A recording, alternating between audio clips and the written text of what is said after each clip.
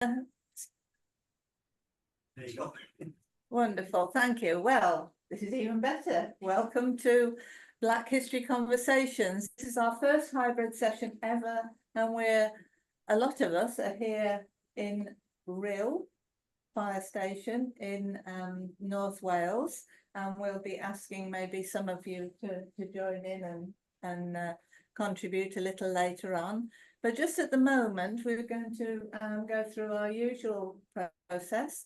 I'm Liz Millman from Learning Links International, and I'm delighted that my colleague Garrick Prayog's here with me today, and also Jeff's here as well. Lovely to see you, Jeff, and you'll get a chance to speak in a moment. Right, so we're going to start off then with our acknowledgement from Black History Conversations.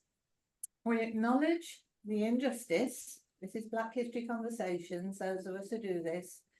We acknowledge the injustices of actions taken by the British and other European countries that invaded and took possession of islands in the Caribbean Sea, as well as the continents of North and South America. In addition, we also recognise the exploitation of the great continents of Africa, Asia, Australia, and many other parts of the world in the centuries of colonialisation and ongoing exploitation. We acknowledge that this has resulted in the destruction and destabilisation of so many nations, peoples, and cultures. And that is the Black History Conversations acknowledgement. But now we're going to move on to I'm not sure how to do this. If I go here, I can admit. Yes. All right, you might have to jump over if you see that coming again, Yeah. and I'm not noticing because you haven't got your own separate machine. Then, so this is our first hybrid Black History Conversations, and we are welcoming on screen here, and then we need to do some welcomes to you who are here in person. So Dr. Juanita Cox is going to talk to us in a little while about her research into the stories of the Windrush generation. And we're also joined, I'm going to do this in the order that I think works perhaps best for us. We've got Simon Faringo, whose image will stay on the screen. He isn't actually able to stay, but he operates the techie bit. Goes and picks his daughter up from school. Anyway, he's got us started, and that's wonderful. June Elizabeth White-Smith Gully is a Windrush advocate, so she'll be joining us presently. We've also got, thank you very much indeed, June Elizabeth. You can switch your camera off again now. We've also got with us Dr. Vivian Crawford. And Dr. Vivian Crawford, if you just tip your screen down a little bit, we'll be able to see more than the top of your head. That's lovely. And a bit more. Vivian, tip it a bit more. Okay, Dr. Vivian Crawford, thank you. And I just have to ask, where's my mango? Have you got me a mango today? We often play again. Bulla cake. Oh, yeah. Oh, This is Yeah. called governor. It's a Vivian, cross you're- between Julie, and East Indian. This is excellent. governor, complete meal. Right, this is Dr. Vivian Crawford, who is recently retired as the Executive Director of the Institute of Jamaica, and he's one of our team who does things. Well, you can have your camera on or off, Vivian, I don't mind, all right. Looks as if you're having breakfast there. Enjoy. We're also going to introduce Eureka Douglas.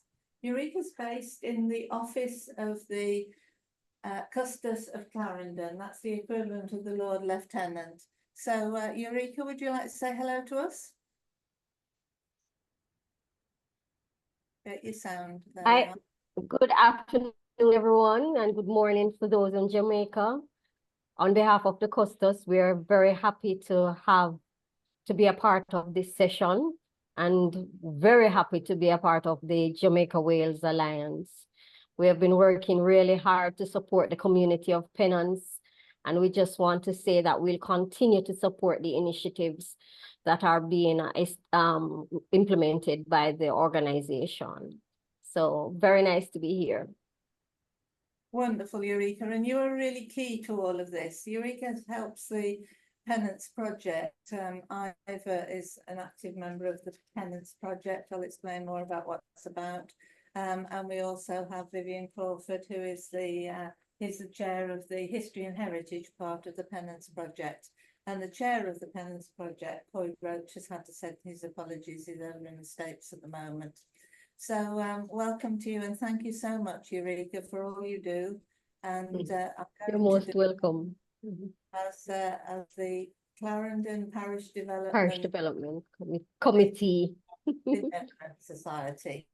Okay, and they're going to actually, Eureka's going to manage a donation that I was saying about earlier that we've got from a branch of the Pennant family. So that's £50,000, which is going to go towards refurbishment of the community centre, some to the school, the primary school, the basic school, some musical instruments for Ivor to get the band going, and we also supported some tuition fees as well.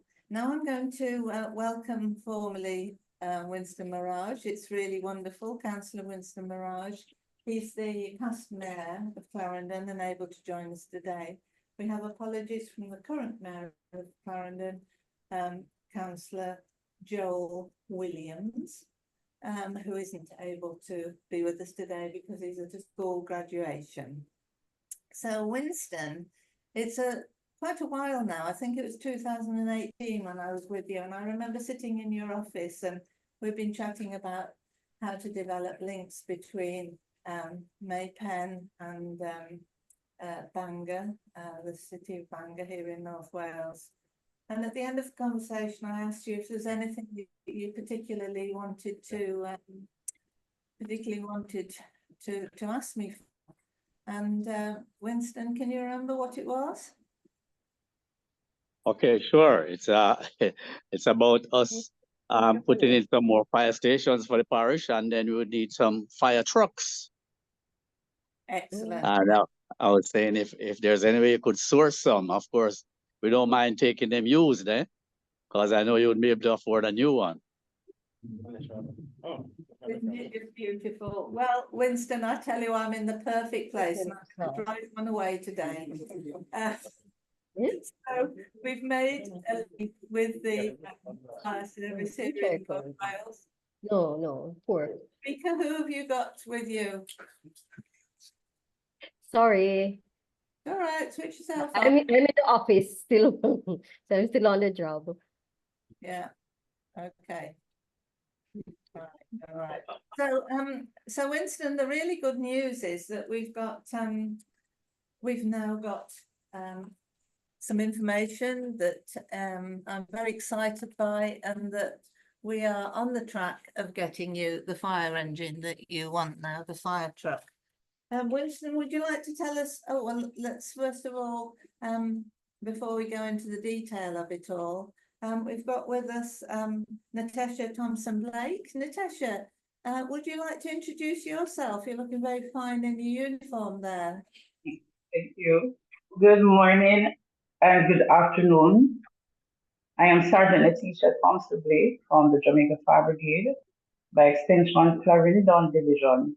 And let me use this opportunity to say how grateful we are, my organization, right, to be a part of this meeting, also to be benefiting from fire unit, as was mentioned previously. And as Mr. Mirage said, we know you're not able to afford a new, but second-hand is very well okay for us. Thank you. Well, that's brilliant. Now, I've been talking with Dan McCulty about the possibilities that there are. Are you here? Aren't you at the back? Yeah, wave, will you? So we can see who you are. Would you like to just come a bit down here, please? Yeah, so the camera can pick you up.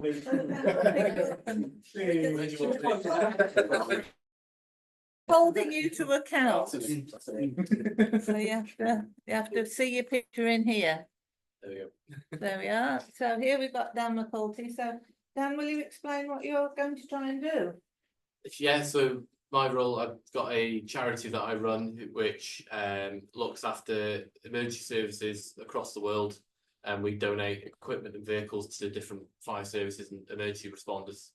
So at the moment, we're looking after the Gambia, we have done for a couple of years. We looked after Ukraine, and yeah, I've been asked to see what I can do to try and help yourselves. So I will do my very best. Okay, well, thank you very much indeed, and I was just so delighted to meet you. I even stopped eating the delicious food that I've got. Jeff's here, who was our chef today. We'll be introducing him in a moment. Now, Natasha, you seem to have slipped over sideways. Oh, right, you're back the right way around again now. So what do you think about that, Natasha? I think it's a very good gesture, and we are definitely anticipating the arrival of the fire units, or if I may say, fire units in the future. No pressure there. Excellent words. We're all chuckling there and thinking how good that would be. Definitely. Thank Okay. you. And the potential is also here for us to ask some of the other officers here from the fire service just to introduce themselves, so that you can see we've got a fantastic crowd here, and we are celebrating Windrush Day, which is a very important event for us in the UK to celebrate the people who came over from the Caribbean islands to support Britain and to work in Britain and to live in Britain. So we're having a great celebration, and we had just absolutely fantastic food from Jeff Miller. Do you want to just introduce yourself, Jeff? So they can see you. You have to get here.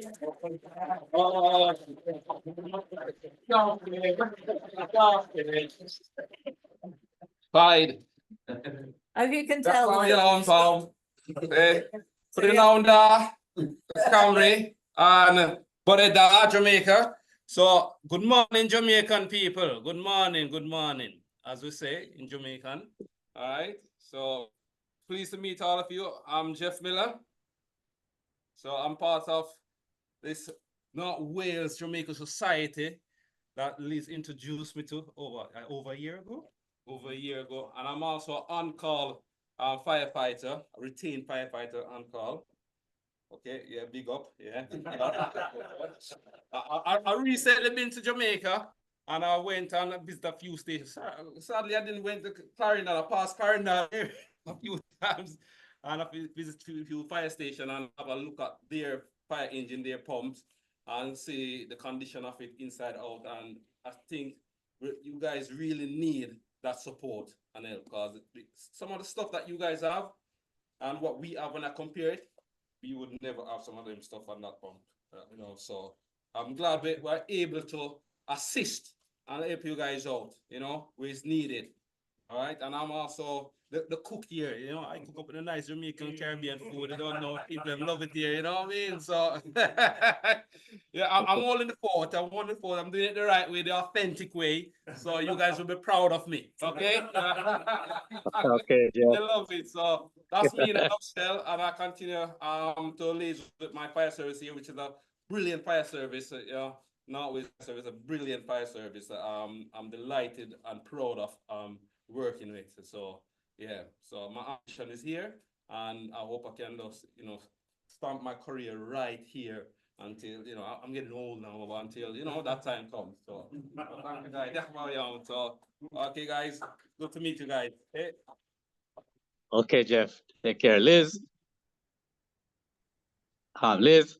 Winston. Yes. Just listen to Jeff. I just thought about something. Since you guys are technologically advanced, you know, than us, how about planning a trip with some of you guys and coming down here? We'll host you from the municipal corporation, and you can do like a scoping visit. You can look at what we have. You can look at Clarendon. You can look at the other areas that we are looking at, setting up other stations that are needed for the parish of Clarendon, and and see what relationship we can do. We can put together, eh? That's an excellent idea. I think that sounds. Endorse her. here, Winston, and everybody Liz, here you can is sort of nodding. put the screen down slightly. Look at the Sorry. room. Right, so if we just going to, So yeah, hi everyone. Listen, I'm trying to get in a word. Yeah. We'll come to you in a moment. hang on a minute, So Vivian. yeah, hi everyone. My name's Stuart Forshaw. I'm the Deputy Chief Fire Officer here in North Wales Fire and Rescue Service, and I think what you've just suggested, we'd have plenty of volunteers that will want to come to Jamaica and see what you've got, and I'm sure we'd be happy to host as well. I think this is the start of something, a relationship that we're going to hopefully build on after today's event, and let's just see what the possible is. Let's see where it can take us, and building on Dan's support as well. Hopefully going forward, let's kind of see where it takes us. So yeah, so it's great to meet you all, especially Natasha, fellow firefighter over there. So yeah, hi. Very good, Thank you very so good. much. That's marvellous. I'll bring Vivian in. All right. Okay, Vivian, over to you for a moment. Well, thank you so much, and thank you so much. Want to endorse the comments already made, and to share with the our Welsh family. Uh-oh. He's muted. Vivian, you unmute yourself. Overcomes. I start the beginning, yes, to endorse the comments already made with regard to our gratitude for helping us in our hour of utmost need, and to say how grateful we are for the Welsh connection, and to thank you for lending to us Liz Millman. We call this setting here on a Friday morning the Liz Millman Institute, and we learned so much. I want to remind our Welsh visitors here this morning that there's a Welsh connection with Jamaica from the 18th century. In fact, there was a parish named St. David's. That's St. Thomas in the east, and St. David's Church is still around from the 18th century. In my own childhood, you do the Ash Grove. Isn't that where the Ash Grove is from? The Ash Grove? Yes, we all sang the Ash Grove at the Eisteddfod, and all in the April evening with you, Roberton, etc., etc. And we used your slates in school. So there is a destiny which makes us all one, and we are eternally grateful for this gesture. Thanks again. Thank you. Thank you, Vivian.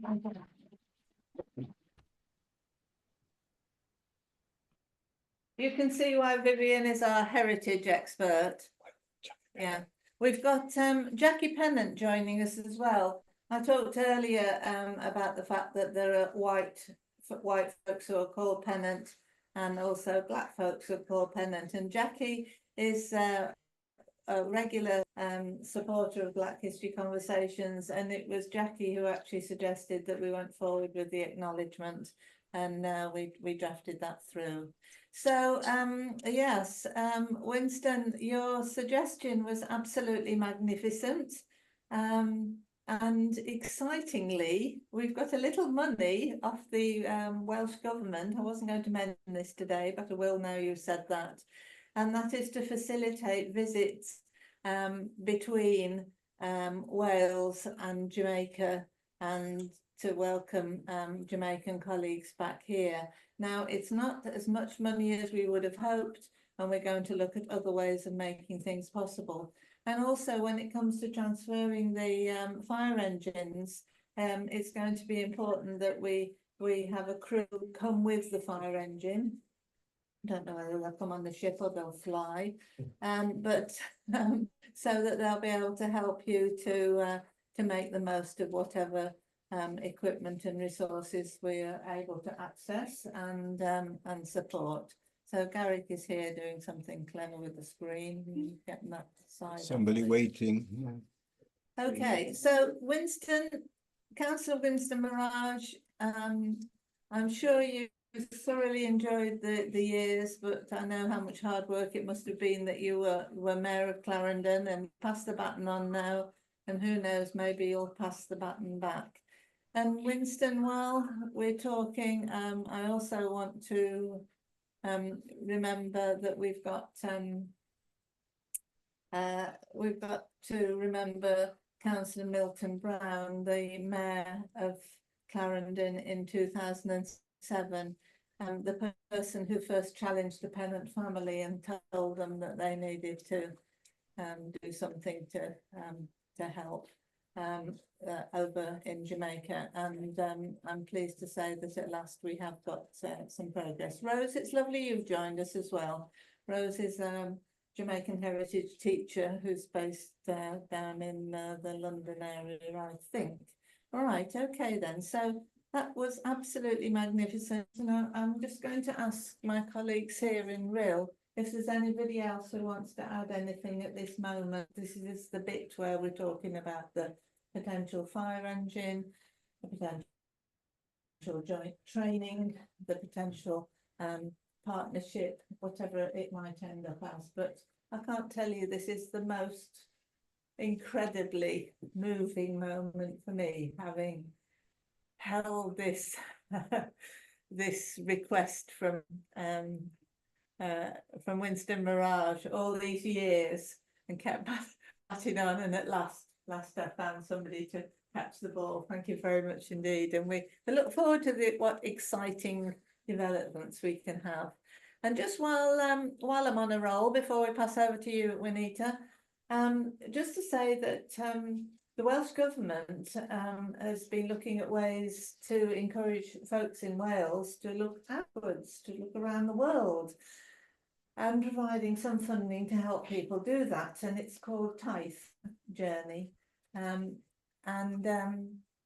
We, Learning Links International, we've applied for funding and were turned down in March, but we were asked to apply again. So we applied again, and we have been successful in getting two pathways of funding, one of which is for young people who are facing difficulties and challenges.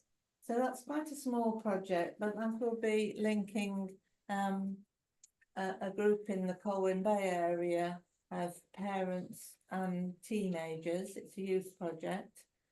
The parents will be support people. We are not sending a group of teenagers to Jamaica on their own. We thought that might be a bit much. So they're going to exchange, and then we'll be hosting a couple of parents and their young people back from Pennant, Jamaica. They'll be coming back to North Wales. So that's a lovely project. The other project, however, is for adult learners. So as we're all learning, and you're learning a lot now, our colleagues in Jamaica are learning a lot, and people around the country, well, we had to convince the Tithe team that we were proper, and that as an adult learning organisation, we were actually teaching people.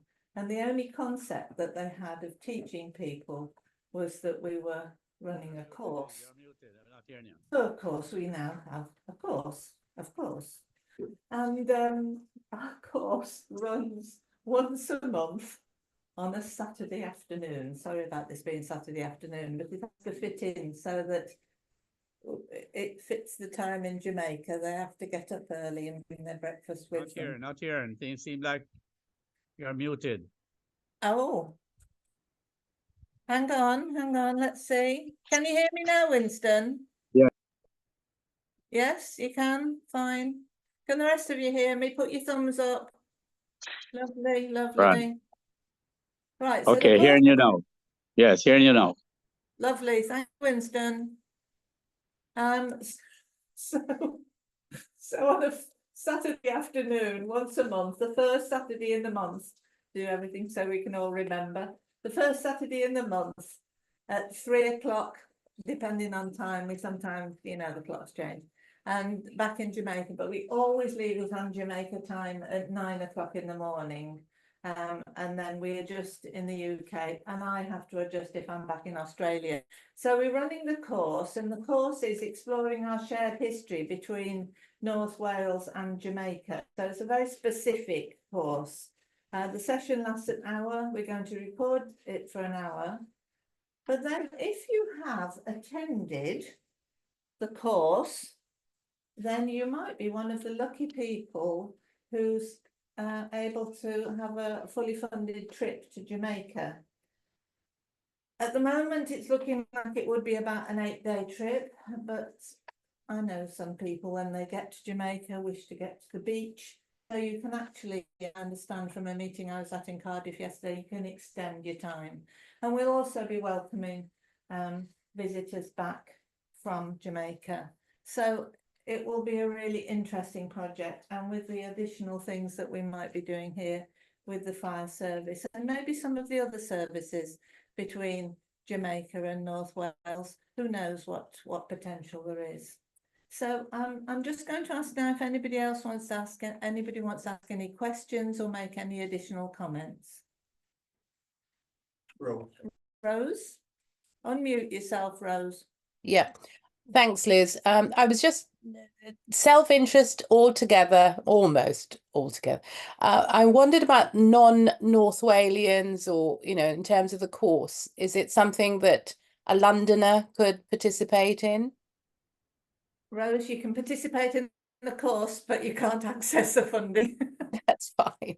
That's fine. But I mean, it may well be that I'm there at a time where I could probably lend a hand in any way. Rose, that will be most welcome, and we're relying on you, okay? Because Okay. it is going to be a big thing. Thank you very much indeed for that offer. Thank you. Okay. Anybody else off the screen who wants to add anything else at the moment? From the room, anybody want to ask any questions or make any points or book your ticket for Jamaica?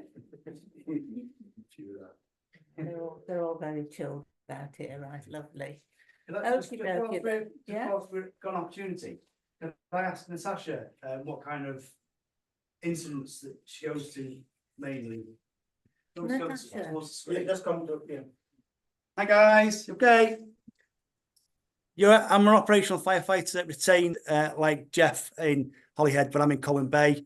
I just wondered what kind of incidents you go to mainly in Clarendon. Structural, depending on the time of the year, from January up to say May, we would have a lot of bushfires. Yeah. Yes, bushfires, but mainly structural. During the summer, we go to mainly accidents, motor vehicle accidents. Yeah. So when you're putting out the bushfires, do you use beaters or do you use water? Yes, we do. Yeah. Both, it all depends, yes. So we improvise, you know, firefighters are persons who improvise a lot. So we would have had beaters, we use that. Depending if it is in close proximity, we would have used the water, but from a far distance, we would have used the beaters. Yeah, that's amazing. Believe it or not, we do get some grass fires here as well. Occasionally it gets hot enough. That's really good. Yeah, thank you for that. And look forward to working together, guys. Well done.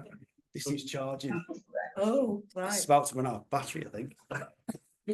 This is all we need. Where's the power?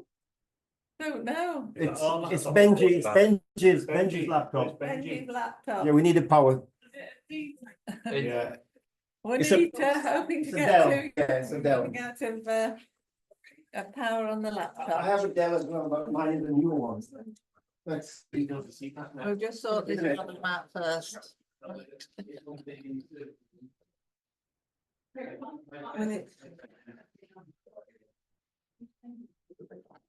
All right, well, talking on yourself slow for a minute while we sort out the technicality. Oh, yeah, no, I think mine will work. You think yours will Yeah. work? Right, okay. Let me take this out and plug it in. Plug it in. Yes, give me all right. No, this one. That's it. Right, okay. There you go. Yeah, that's fine. We can cope, folks. We can cope with the technicalities. Okay. Right, well, that was a really, really great question. Thanks very much. A great point that you made there. Because in future, it won't be me sitting here talking with you. It will be you talking with your Clarendon colleagues and exploring the challenges they've got. And And I know here in North Wales there have been serious grass fires, haven't there, on the mountain areas, and challenges we can face anywhere in the world. Okay then, right. So now with I think no more ado then, we're going to ask you, Juanita, if you'd be happy to tell us then about the research you've done and explain the background about it first. Thanks very much indeed. Thanks. I just check that you can see my screen. You should be able to see the Black History Conversations, the opening screen. So yeah, Bore da, Bryn Handa. That's my terrible English attempt at saying good morning and good afternoon to everyone.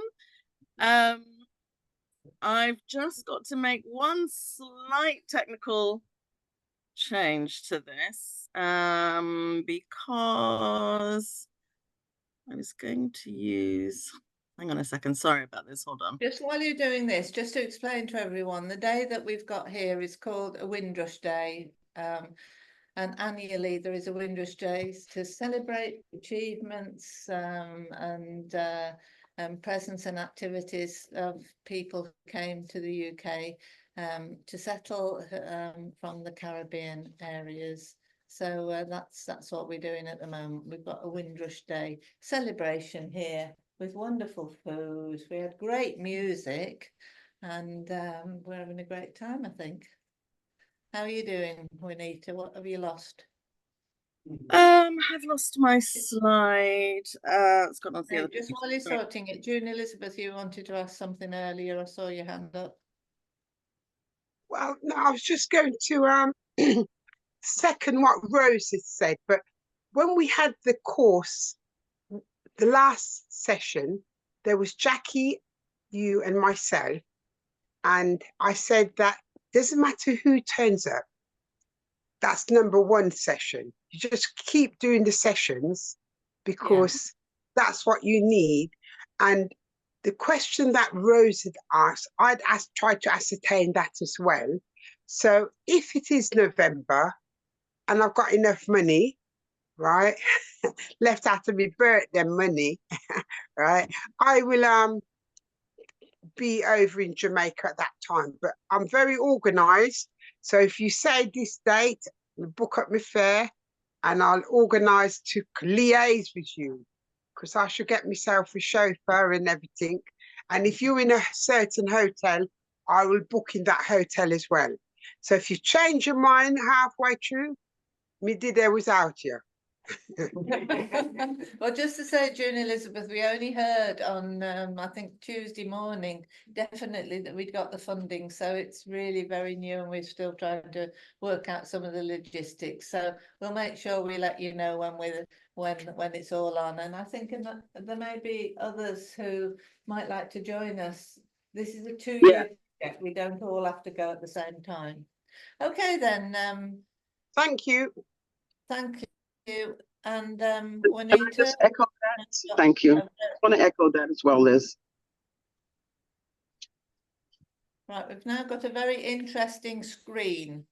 Yeah, that's not what you need. Sorry. No, come on. You know how it looked lovely. It looked lovely when it came on, you know, as a screen share. I don't know what's happened. Yeah, it won't be a second. That's all right. Just to say, June Elizabeth Whitesmith Gully is an activist living in Northampton. As I say, Jackie Pennant's in Florida.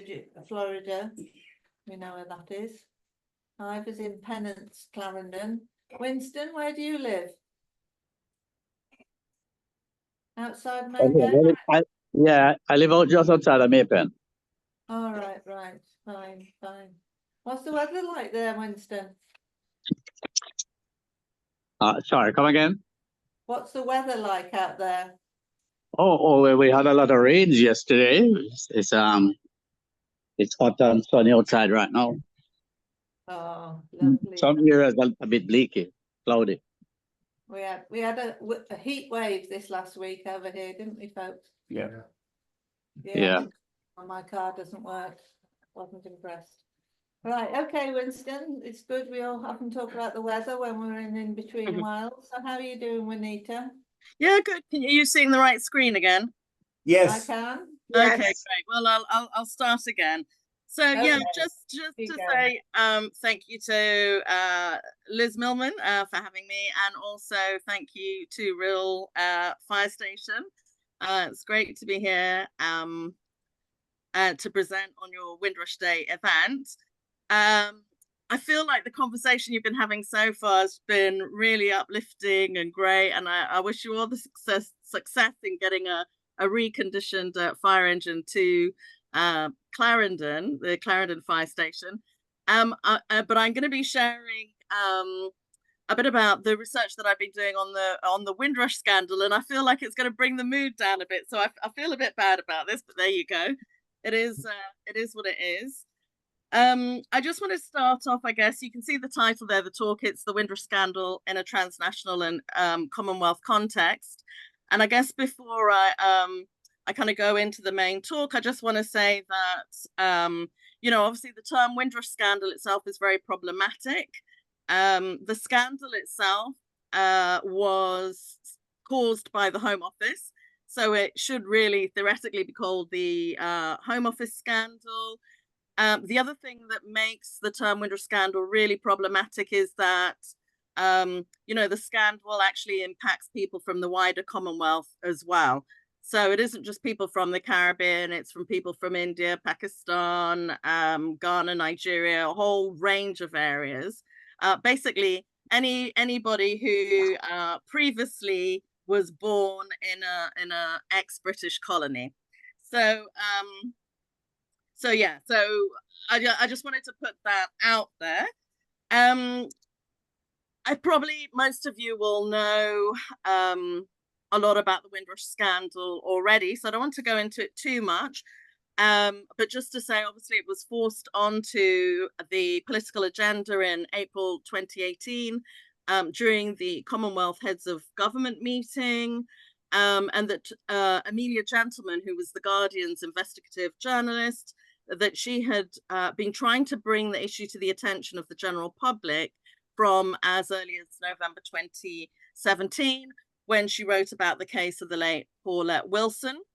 The scandal itself was caused in effect by what Theresa May had called the really hostile environment. She had, from 2012 onwards, been bringing in pieces of legislation that effectively kind of internalized our immigration processes. So normally, whereby we manage border control on the borders, it was actually bringing it in internalizing immigration controls, and it meant that ordinary everyday people like landlords, bank officials, NHS staff, police, you name it, a whole raft of people were being made responsible for checking the citizenship status of people who were essentially their clients.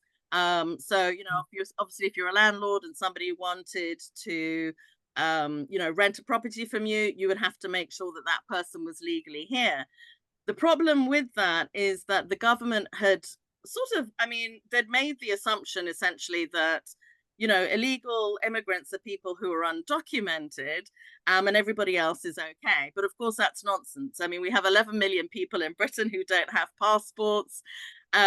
We've also got people who came to Britain as British subjects from the Caribbean and other territories in the Commonwealth at a time when official documentation wasn't needed.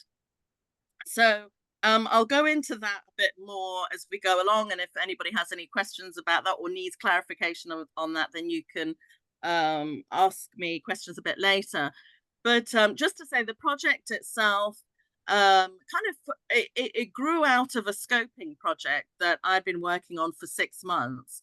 And the project had been really to try and get an understanding of the relationship of the Windrush generation to the British state.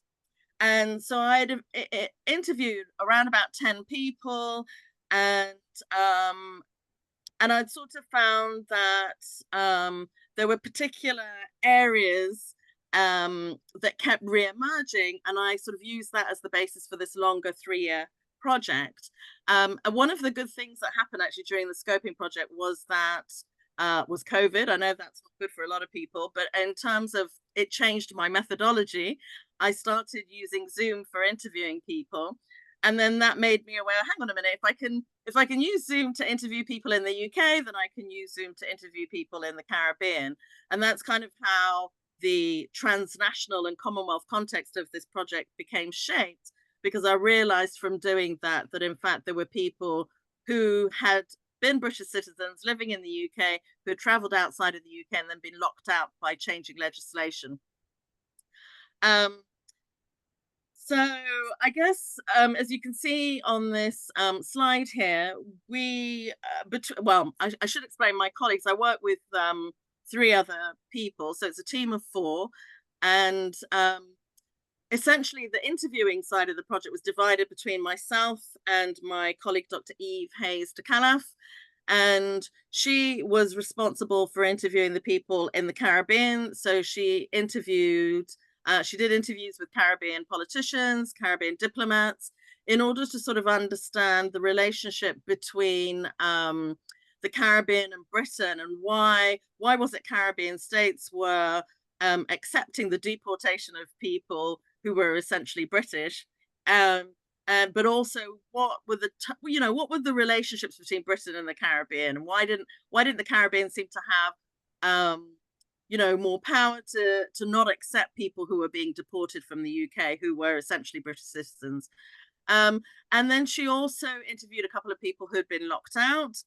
And then I'd been responsible for interviewing people within the national context. So I interviewed people who'd been caught up in the scandal, but also their advocates. So people like lawyers, activists, church elders, MPs, councillors, charity workers, journalists, a whole kind of range of people, essentially because we were interested in the dynamics between the kind of diplomatic community, the activist community within the UK, and investigative journalism. And we sort of wanted to understand how those cohorts of people came together to help people who'd got caught up in the scandal, and how they sort of forced everything onto the political agenda.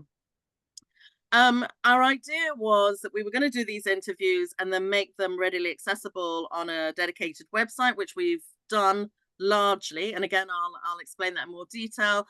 So if anybody's interested in listening to some of the interviews that we've done, you literally just need to go to windrushscandal.org. And then also just to say that we're currently working on a jointly co-authored book that will have free open access to the public. And then the other side of the project has been trying to think about dissemination and how we raise people's awareness of the scandal, why it happened, and how it fits into the wider kind of historical landscape of the British Empire. So let's see. Okay. The other thing I guess is just useful to understand is kind of the kind of ideas that underpinned our project. So, for example, there's this fantastic Haitian academic and anthropologist who actually talks about the production of history. And that's something that's really important, particularly in relation to the Black community in the UK, which quite often has its history silenced and marginalized. And particularly because, for example, a lot of you, I'm sure, will have been aware of kind of tensions between members of the British community that like the sort of cleaner story of the Windrush, of the empire, and don't really want to focus on the negative sides of it, versus those who would prefer just the truth of what empire was. And I sometimes think of it as, on the one hand, there's heritage, which is the stories you want to tell yourselves. Everybody wants to come from a great nation. And in order to believe in that, there are things that is quite handy to keep out. And then there's just history, which is kind of the bare facts of what happened. But in terms of this particular project, one of the things we were aware is that what quite often happens within the UK context, particularly as it relates to the Black community, is that they have, you know, things are going on, and that is history. You know, every day something happens in Black history. But the problem with that is if somebody isn't actually, you know, so there's that moment of the history happening, but you also have to assemble those facts. You have to, you know, so it's kind of the making of the sources. And then those sources have to then go into archives. And then once they go into archives, academics come along and other people, social historians come along, and they make narratives out of it. And it's those narratives that then become the history of the country. So one of the things we were really aware of was that the scandal could happen and it could pass, and nobody will have got the Black perspective of what happened. You know, maybe 30, 40 years down the line, 50 years down the line, we'll have access to government documents, but we won't know what the actual impact of it was on the Black community. So essentially what this project is thinking about is the production and creation of history for future generations to have and to reflect back on. The other thing is that it's an oral history project. Sorry, excuse me. Which there are problems associated with that, in that quite often when people do write history and they create history, it means that that material ends up in an archive somewhere, and it becomes what Stuart Hall, another great British cultural professor, kind of, you know, he talks about these kind of dead archives. You know, he says we mustn't create these kind of inert museums of dead works, because otherwise nobody knows what's going on. And we see that within kind of public British discourse, where a lot of people don't actually know the history, don't actually know what really happened. So Stuart Hall talks about the need to create a living archive, and you know, for people to keep engaging with that. So that's why we've put it on the website, so that people can learn directly from the community what their experiences were.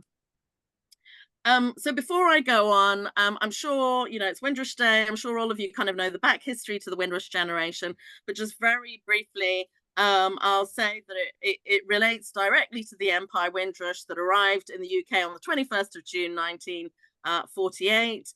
It had over 1,000 passengers on board. Many of them had the Caribbean as their last place of residence.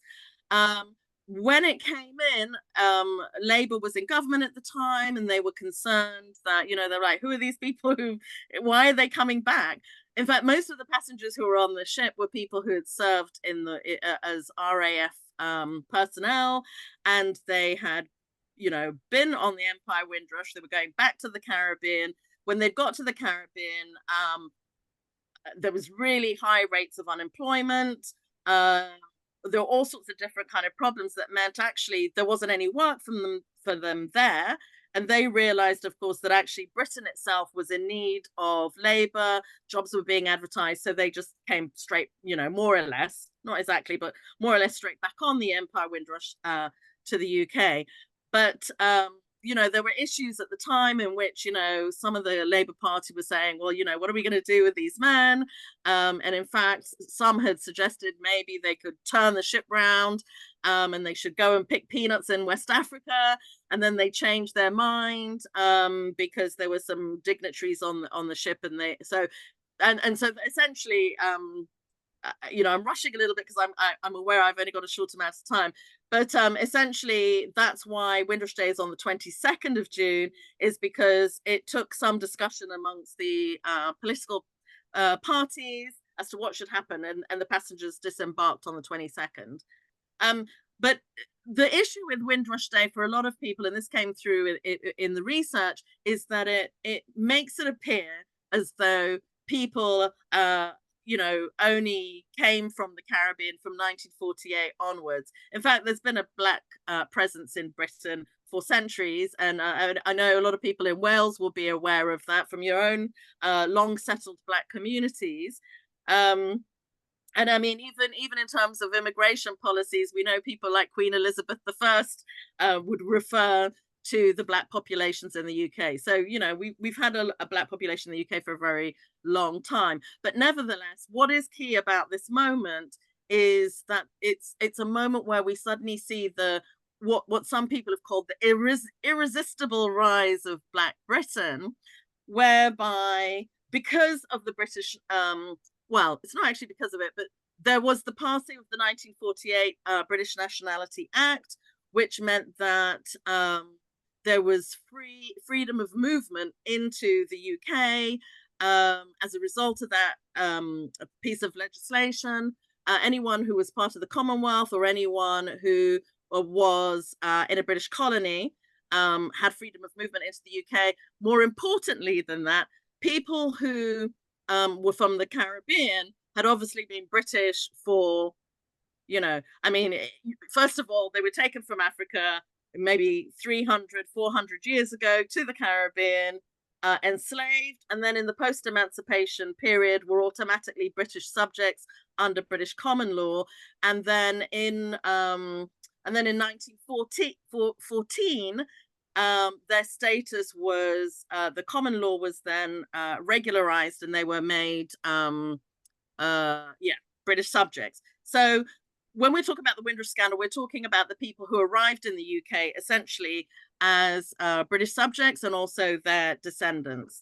Here in the interviews. Oops, I didn't want to go there.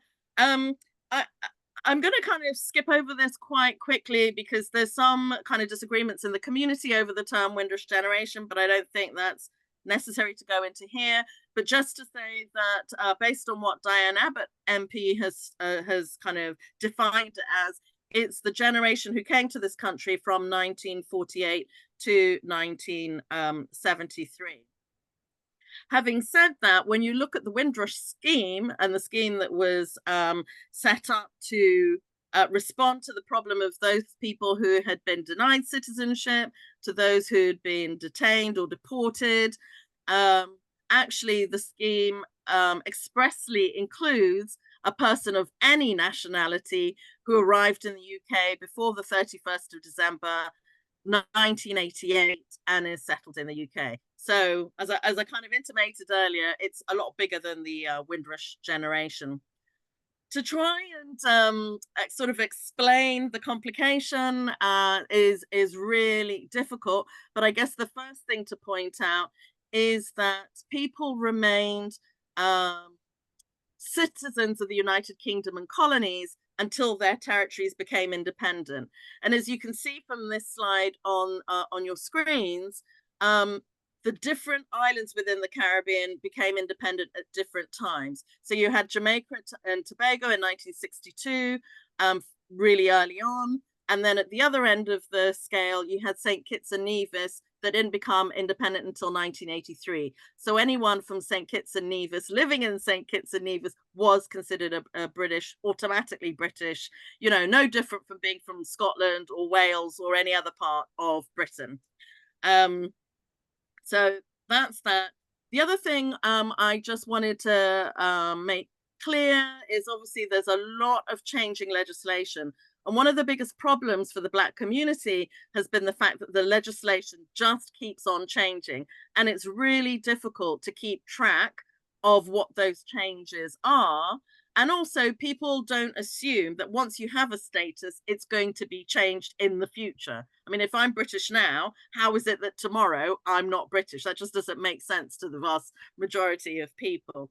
So I'm not going to go through all of these points here, but just to say the most significant changes began in 1962. That was the 1962 Commonwealth Immigrants Act. And then that had an impact in terms of expecting that people who came to the UK after that point would need to come, you know, they'd be permitted through the use of government issued employment vouchers. And then you see as time goes along, the citizenship status of people from the Commonwealth is slowly shrunk. Until 1971, where it's effectively brought to an end. Actually, the 1971 Immigration Act doesn't become effective until 1973, but that's to say that's when it comes to an end. The key thing I wanted to point out in this slide is that according to British law, the rule of law, law must be accessible and so far as possible intelligible, clear and predictable. And the problem that we have currently is that whether you're talking to lawyers, Home Office officials, or anyone, it's so complex and so condensed that actually people can spend hours arguing over what it actually means and nobody knows. And just to quote David Renton, who was is himself a lawyer, he says, if we imagine a reader doing nothing more than reading new law and doing so at the rate of 1 page every 10 minutes, working 8 hours a day, 5 days a week, and taking no holidays and breaks, 13 months would be needed to read 1 year's law. So yeah, so I mean, that's how much legislation is passed on an annual basis, and the whole thing is completely bonkers. But anyway, so I'm just going to move on very quickly. And this is just to sorry, I thought I had the audio was going on, but I think it's just background interference. But just to say, one of the things we were interested in our project is that the British state has always said that Caribbean people were treated equally right from obviously during the period of colonialism.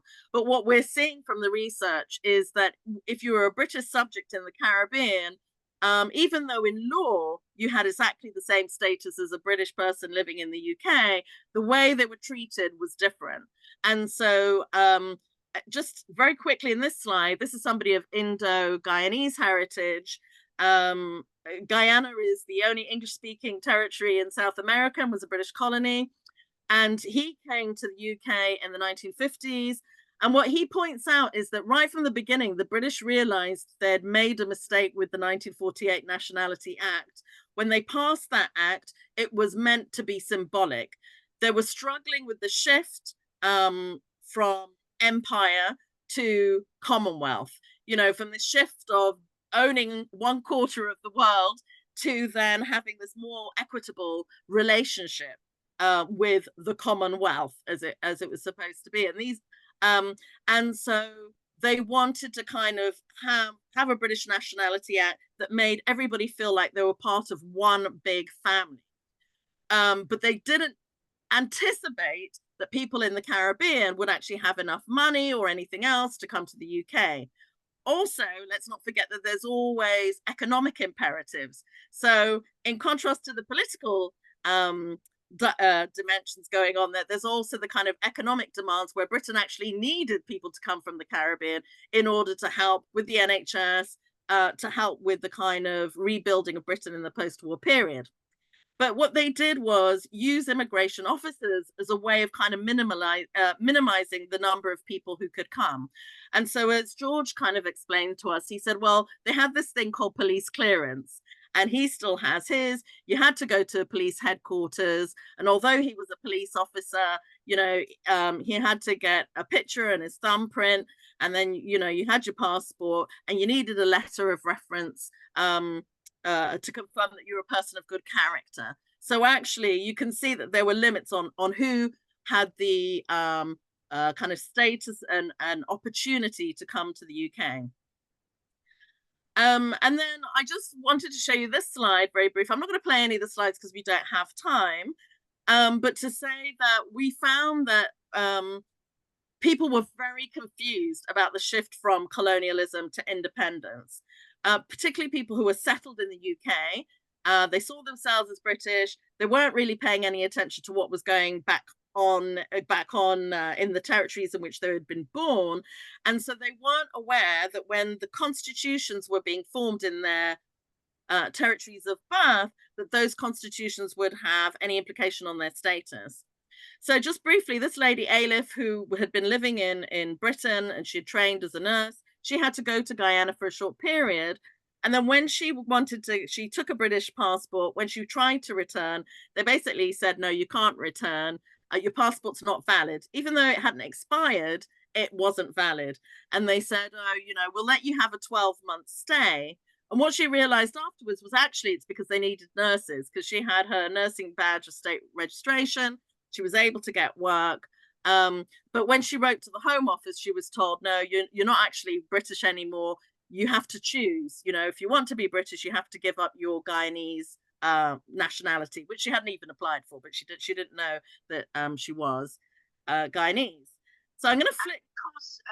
So I'm going to flick through that, and I just want to talk a little bit about the activism that was going on in the 1960s and 70s. In that the community were really aware of the opposition to this kind of anti-immigrant context. You know, you'll remember Enoch Powell with his Rivers of Blood speeches in 1968. You know, but there was a general kind of anti-Black kind of atmosphere. And also people were aware of the changing legislation at that moment, primarily because there was a lot of people were very organized within the communities. They had their own local newspapers and things like that. So people were aware of some of the changes. And so they became concerned with bringing their children over and bringing their spouses over. And that was the main thing that predominated in the 60s and 70s.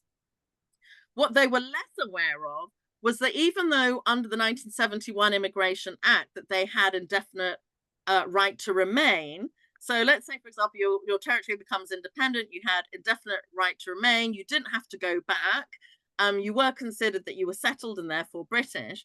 But what they didn't know was that the government had put in a clause that said if you're out of the country for more than 2 years, then you lose your status and you can't return. And when I interviewed Cecil Gutsmore, who's one of the veteran kind of community activists, he said, well, actually, a lot of the community leaders were aware of this, but they didn't do enough, he felt, in communicating that to them. So hence why a lot of people traveled out and were then locked out. I'm going to flick through these because we don't have time. I'm just highlighting this particular one because people don't understand why a lot of members of the community haven't gone to the Home Office to sort out their status. And that is because there is a lot of mistrust between the Black community and the government. And this here I found in the Black Cultural Archives. It was a quote from an article about what was going on in the 1970s when Margaret Thatcher had come into power. And it's talking about the fact that Thatcher had said, you know, that they could have this amnesty and people just needed to come forward to the Home Office and they would regularize their status and sort everything out. But then they point out that it has been calculated that 40% of the applications for regularization under the amnesty have resulted not in regularization, but in deportation orders. So thus the amnesty, far from providing freedom from blackmail and harassment, actually appears to be more like a trap for so-called illegal immigrants. So it just, you know, kind of ruined relations in that people, didn't trust the Home Office. And I think there's very much a legacy of that still going on today. There were two things when I was talking to lawyers that came up a lot, and that was exactly as I was saying, people don't understand, one, how they could have been born British, but yet now no longer be British, and two, they can't understand how family members that are stuck in the Caribbean are no longer able to join them. And so you'll know that, you know, if you're a father, you move to the UK, you start working, you've got to bring your wife over, you've got however many children, you bring one at a time because it's expensive, and then there may be one or two who are still left in the Caribbean, and there may be loads of years in between that. Well, if there's a lot of years in between that, then what happens if there's changing legislation in between? And that's exactly what happens. The legislation changes. And then, so whilst you thought you had the right to bring over your children, you end up finding that, you know, they've changed the legislation. They said no more people can come in. And this actually caused a huge problem in terms of the Caribbean communities here. It meant families were fractured. You know, parents were divided from children, siblings were divided between their siblings, and there were lots of different problems. I just wanted to emphasize that the government made an absolutely rubbish attempt at letting people know what they needed to do. And essentially, what everybody needed to do was re-register as British so that there would be a paper trail. But Instead, they issued a leaflet in 1987 which said, if you have a right to register but you don't want to, you don't have to.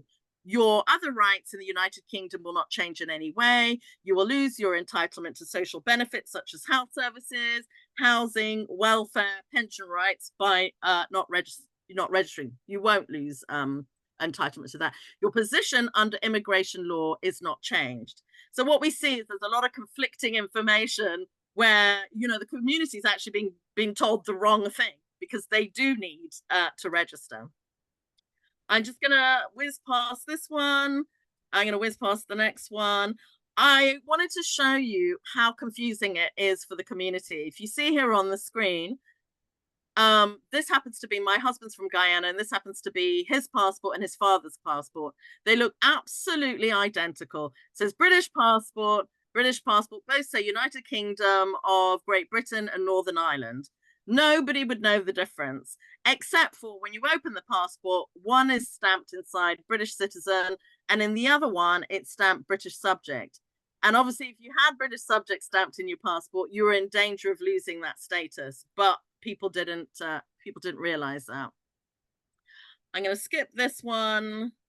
I'm going to end here. I've got about 5 seconds left since Liz says I've only got 30 minutes. I've got a few seconds left just to say that part of our research was to talk as well to British diplomats and also to people who were working in Caribbean territories on behalf of the British government. And here we have Arthur Snell, who was the former UK High Commissioner to Trinidad and Tobago. He was the commissioner there between 2012 and 2014. And he said a few key things in his interview that I thought was really interesting. He pointed out, and I'm just going to summarize it really quickly. Essentially, because Britain wanted to restrict the number of people coming in, it wasn't that bothered. It's a little bit like the post office scandal, where innocent people are being impacted, people in position knew they were being impacted, but you know, it's only 1 or 2 people, so we're not going to be that bothered by it. And that's exactly what happens here, whereby the Home Office start being worried because they see the Foreign and Commonwealth Development Office as having gone native. And they're like, you know, these people who are in the Foreign and Commonwealth side of the government are so pro, which is natural. I mean, if you're there building relations with people overseas and with different territories, you're going to have a natural bent towards liking those people. And so they saw them as having gone native is kind of how Arthur Snell describes it. He said the Home Office thought they had gone native, and meanwhile they thought that the Home Office was just Fortress Britain. And he also pointed out that, you know, for example, when I was growing up, if you were overseas and you had a British passport, you felt like you were the luckiest person in the world because it effectively was like a passport to security, in the sense that if anything happened to you, you could go to the embassy and the embassy would help you. The Home Office knew that, and they changed that, and they basically made sure that there is nowhere now in the Caribbean, in any of the islands, where you can go to a British embassy and ask for assistance.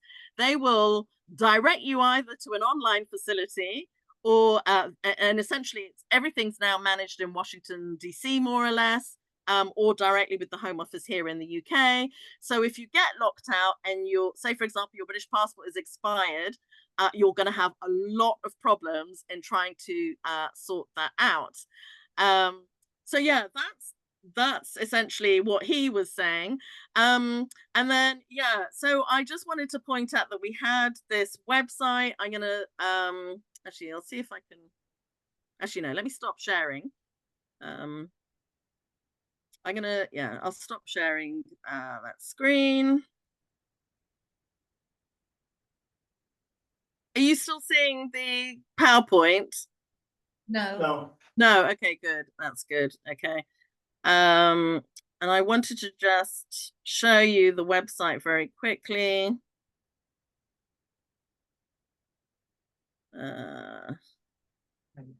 Yeah, so this is the website, and if you go on it, you can see, for example, we've got oral history interviews, by country, by the names of the people. So you'll see we've got everybody from bishops to the Joint Council for the Welfare of Immigrants, Amelia Gentleman, we interviewed MPs, David Lammy, Belle Ribera Addy, the Jamaicans were particularly interested to know that we interviewed Seth Ramakan, the former Jamaican High Commissioner to the UK. So there's a lot, but we also interviewed Home Office officials, and they sort of explain one of the things I haven't said yet, but I think is really important to say, is that this is not a Conservative issue, a Conservative Party issue. What we actually found in our research is that this very much all dates back to the period of Tony Blair, and to, I guess, really the post-Cold War context of migration and movements around the world, where European governments in particular started internalizing immigration controls. Britain very much has done this on the hoof and much later. So although Theresa May can be criticized for what she's done, she's amongst the last of the European leaders for introducing a hostile environment. And the other thing that really exacerbated all of this during the Labour Party era was the war against terror, essentially. And what's happened is the legislation that was intended to manage the war against terror actually then became used and applied to just common everyday people here based in the UK. And through that, they've been able to deport a lot of people from the Black community who were settled here on indefinite leave to remain.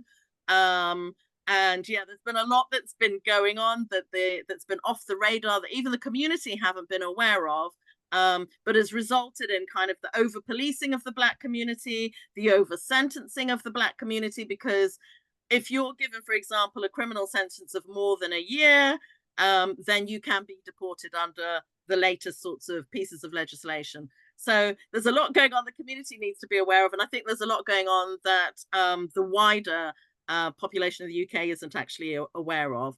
But I'll stop there because I don't want to take up too much more of your time. So thank you so much for listening. Thank you. Well, thank you very much.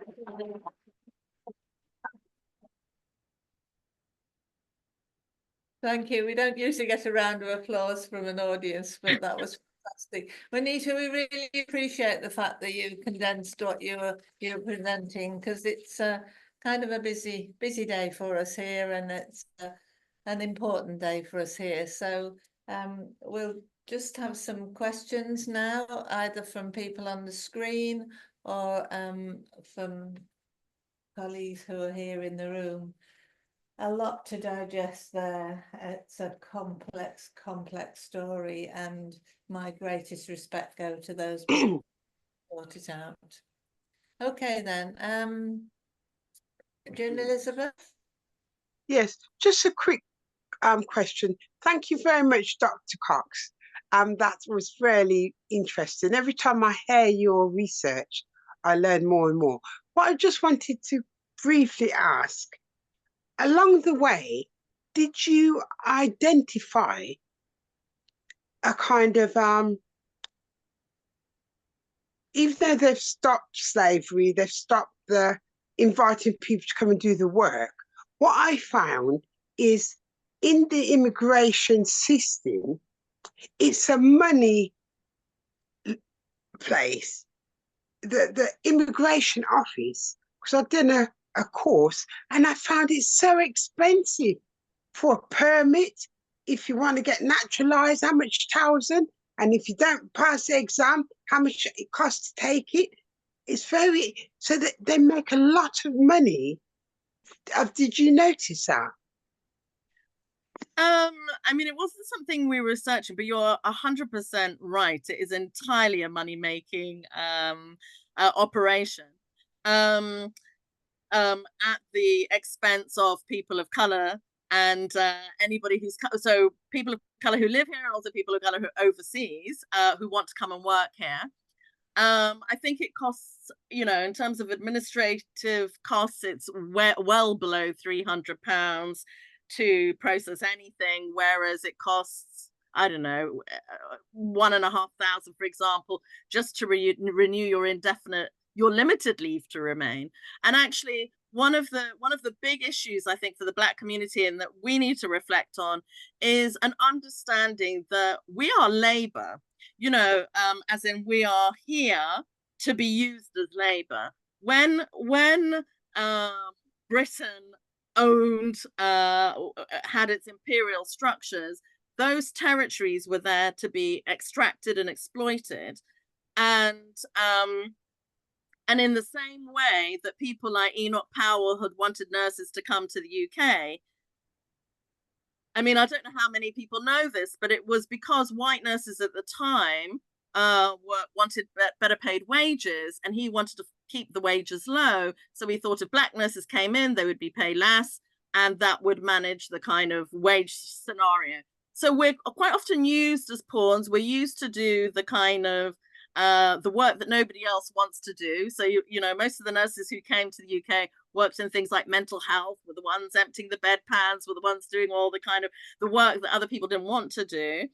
But what Enoch Powell believed was that people would come and then they would go away again. I mean, people didn't have any concept that, you know, the Black community would come and then settle, which is ridiculous because the British Colonial Office had spent decades, centuries educating Black people in the Caribbean to be loyal to Britain, to see themselves as British subjects, to sing British songs. They knew absolutely nothing about their own history. All they knew was about British history. And the really sad thing is we see it happening over again, where at the moment, you know, we've got all of our political parties playing all these games, being really in this kind of really anti-immigrant context, but yet because of Brexit, you know, the NHS has hemorrhaged people who could work in the NHS. And so they're having to go to Nigeria, Ghana, all sorts of other territories to bring nurses back in from those territories. They're then, having learned some lessons from the past, instead of then giving them proper status, they're giving them limited leave to remain, which goes back to your point where they have to pay well over £1,000 just to be here, you know, for a year and a half. And then they also have to pay to use the NHS, even though they're working in the NHS. And then they have to reapply for an extension to that, which normally takes a year to get the extension. And then they pay another 1,000 something or other. They may lose their job in between because they can't prove they're here legally. And then they have to then apply for indefinite leave to remain. And, you know, it's like a 20-year process before you can become British. And the whole way through, you're paying money into the state. But on top of that, it's such a precarious existence that at any point you could lose your right to be here, because you can be guaranteed the Home Office is going to lose your paperwork, they're going to lose your passport, they're going to say you never sent it in, you might, you know, I mean, the whole thing is a disaster. In terms of what we found with the Home Office, that was probably the most disturbing part of it, was the extent to which people's paperwork could be lost, and you know, and it completely upend their lives, and you know, the rate of mental health in the community is totally understandable when you look at the context and the pressures that the community are being put under. So thank you for your question. Thank you very much. Thank you. That's the full stop and the comma. You know what I'm on about, don't you? That's right. Yeah, exactly. Okay, between yourselves. Right, Dr. Vivian Crawford. Yes, thank you so much, Dr. Cox. Thank you so much for evoking our curiosity.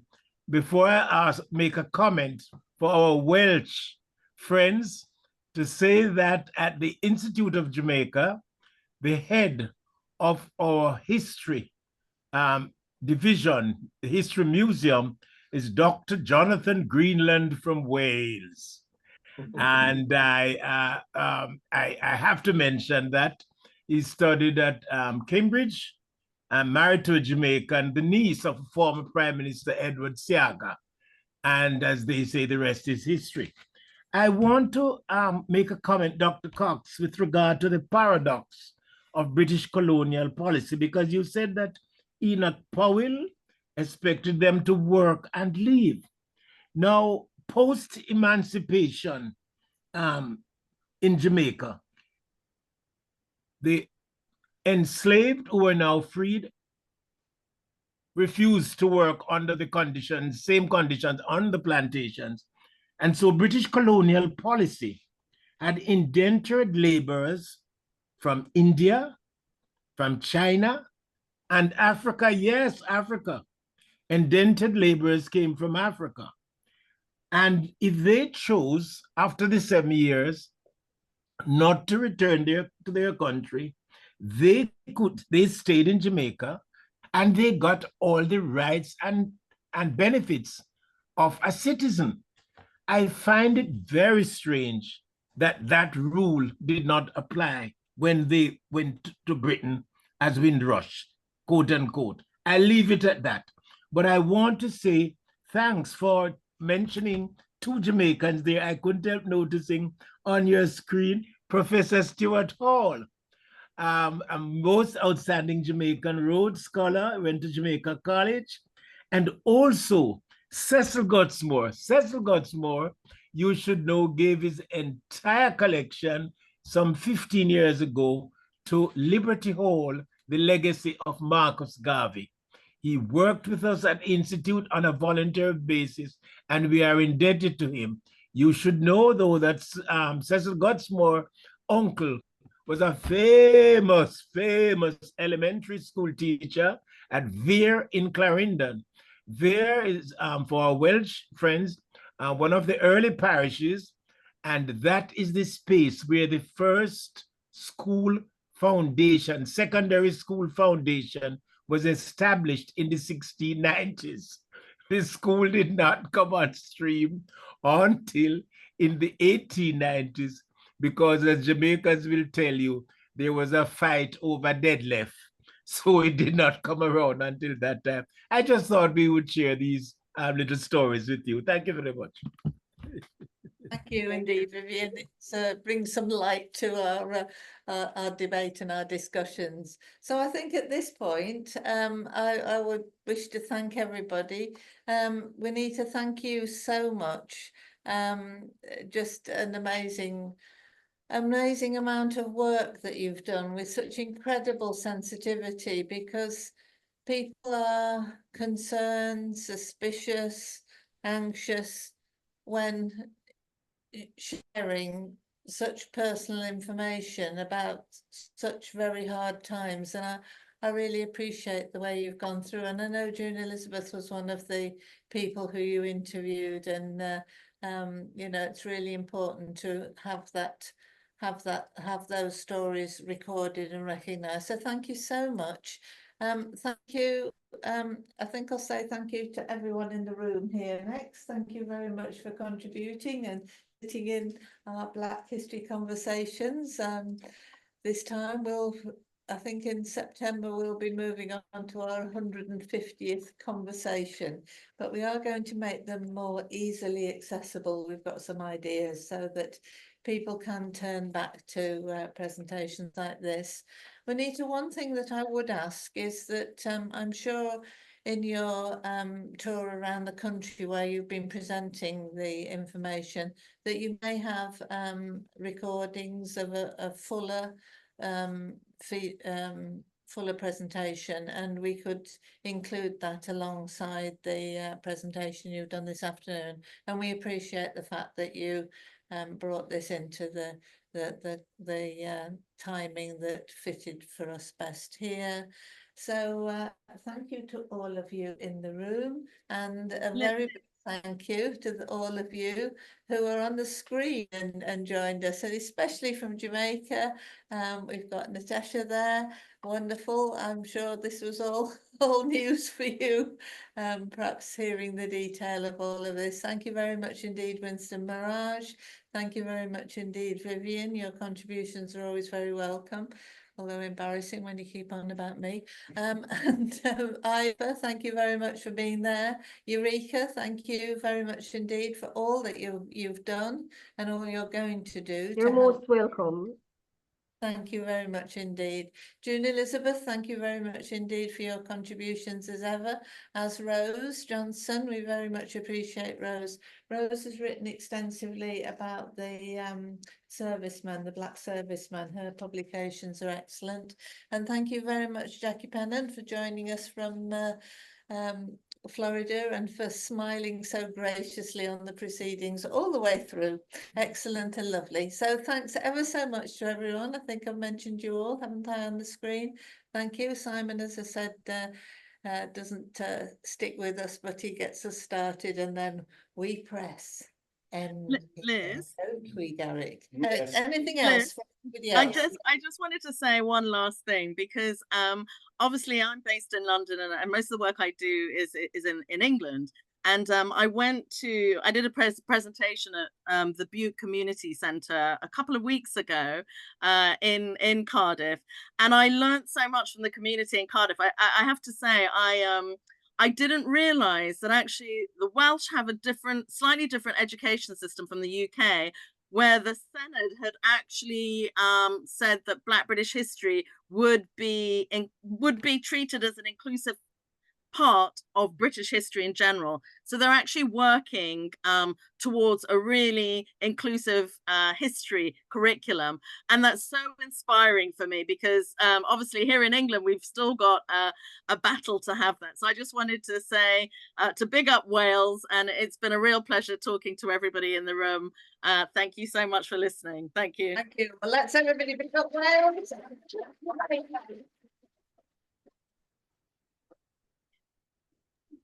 Thank you. Bye. There we go, Jackie Pennant. I Bye. can see